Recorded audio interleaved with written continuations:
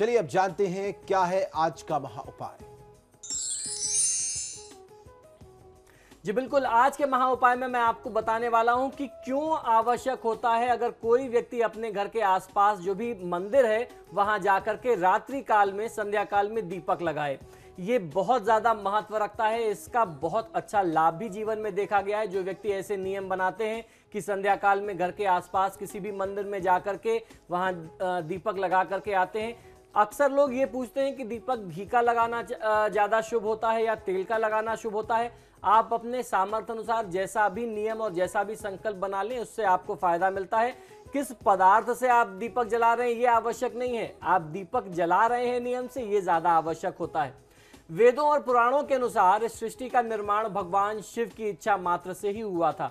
अतः इनकी भक्ति करने वाले व्यक्ति को संसार की समस्त वस्तुएं बहुत आसानी से प्राप्त हो जाती हैं। शिव जी अपने भक्तों की समस्त मनोकामनाएं पल भर में ही पूरी कर देते हैं। नियमित रूप से शिवलिंग का पूजन करने वाले व्यक्ति के जीवन में दुख कम ही महसूस किए जाते हैं या उनके जीवन में समस्याएं कम ही आती हैं। जो भी व्यक्ति महाकाल का, महादेव का भक्त होता है, महादेव अपने भक्तों पर समस्या आने ही नहीं देते, उसके ऊपर से ही उठा लेते हैं। शिव जी के पूजन से श्रद्धालुओं की धन संबंधी समस्याएं या परिवार में, जीवन में जिस भी प्रकार की समस्याएं, कष्ट होते हैं, वाद विवाद होते हैं, वह दूर होते हुए देखे गए हैं। हम लोगों ने प्रत्यक्ष अपने जीवन में देखा है। हमारे सामने ऐसे बहुत सारे उदाहरण हैं कि कोई व्यक्ति बहुत ही निर्धन था, बहुत ही गरीब था, बड़ी निष्ठा से उस व्यक्ति ने और उसके परिवार ने महादेव शिव की सेवा आराधना की और इसी जीवन काल में वह सर्वसंपन्न होकर के इस मृत्यु लोक से वापस गया। शास्त्रों में एक सटीक उपाय बताया गया है जिसे नियमित रूप से अपनाने वाले व्यक्ति को अपार धन संपत्ति की प्राप्ति होती है। इस उपाय के संबंध में शिव पुराण में एक कथा भी दी गई है। कथा के अनुसार अति प्राचीन काल में गुणानिधि नामक व्यक्ति बहुत ही गरीब हुआ करता था और वह भोजन की खोज में लगा हुआ था। एक बार इसी क्रम में रात हो गई और वह शिव मंदिर में जाकर के उसको वहां स्थान लेना पड़ा। वहीं वो पहुंच गया। गुणनिधि ने सोचा कि उसे रात्रि विश्राम इसी मंदिर में कर लेना चाहिए। रात के समय में वहां अत्यधिक अंधेरा हो गया था। इस अंधकार को दूर करने के लिए उसने शिव मंदिर में अपने वस्त्रों को जला करके उजाला किया, यानी कहते हैं कि अपने वस्त्रों से उसने दीपक जलाए थे। रात्रि के समय भगवान शिव के समक्ष प्रकाश करने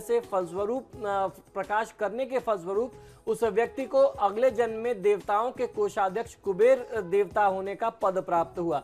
इस कथा के अनुसार ही शाम के समय शिव मंदिर में दीपक लगाने वाले व्यक्ति को अपार धन संपत्ति एवं ऐश्वर्य की प्राप्ति होती है।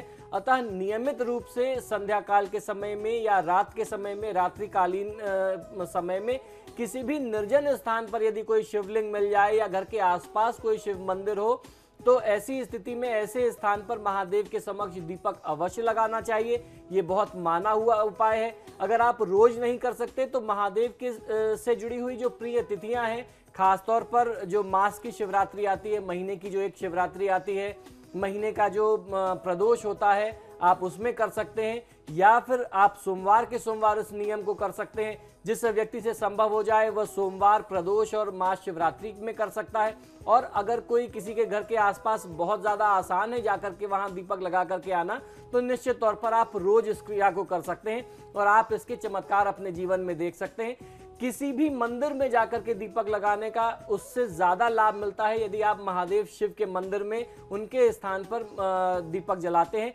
मैंने जिस तरीके से बताया दीपक किस पदार्थ का हो ये बहुत आवश्यक नहीं है कि आप देसी घी का दीपक जला रहे हैं या सरसों के तेल का दीपक जला रहे हैं। आप दीपक जला रहे हैं ये कहीं ज्यादा आवश्यक है। हमारे साथ एक कॉलर जुड़े हैं, अशोक। अशोक पूछिए अपना सवाल। हेलो जी अशोक जी पूछिए। भैया मैं सुनील बोल रहा हूँ आगरा से। भैया सुनील जी, सुनील जी बोलिए। मेरा भैया भाई है जिसका नाम सुरेश है जी। उसकी उम्र है 5 तारीख 3रा महीना 1981 जी। और जन्म है सुबह 8 बजे का जी। उसकी शादी में दिक्कत आती है और कहीं भी बात चलती है तो पूरी सही नहीं हो पाती है। और दूसरा ये कि वो किसी से बात करता है तो उसके ऊपर कोई यकीन नहीं करता है। जी बिल्कुल। गुरुजी कृपया करके ये बताएं कि उसकी कुंडली में कोई दोष तो नहीं है। जी बिल्कुल। देखिए इस जातक के विवाह में जहां तक बाधा की बात है तो इनके विवाह की बाधा बहुत जल्दी ही दूर होने वाली है। आपको छोटा सा प्रयास कर लेना चाहिए। शनि के वैदिक मंत्रों का जाप करा लें। इससे आपको बहुत अच्छा लाभ मिलेगा। इससे इनके जीवन में जितनी भी समस्याएं हैं वो भी दूर हो जाएंगी, और जहां तक इनके विवाह की आपने बात कही वह समस्या भी दूर हो जाएगी। और उसके साथ साथ इनकी बातों पे जिस तरीके से आपने कहा कि लोग विश्वास नहीं करते, तो जो अविश्वास की स्थिति इनके लिए बनी हुई है वह भी समाप्त हो जाएगी। इनके जीवन में सबसे ज्यादा महत्वपूर्ण वर्तमान समय में भगवान श्री विष्णु और हनुमान जी की पूजा आराधना करना चाहिए इनको, ये सबसे महत्वपूर्ण है इनके लिए। और अपने सामर्थ्य अनुसार शनिदेव की शांति आप करा लेते हैं तो निश्चित तौर पर इनको जीवन में बहुत अच्छी सफलता मिल सकती है। कुंडली में और किसी भी प्रकार का दोष नहीं है, बस एक सप्तम भाव में शनि की जो स्थिति है वह बहुत ज्यादा इनके लिए विध्वंसक बनी हुई है। हमारे साथ एक और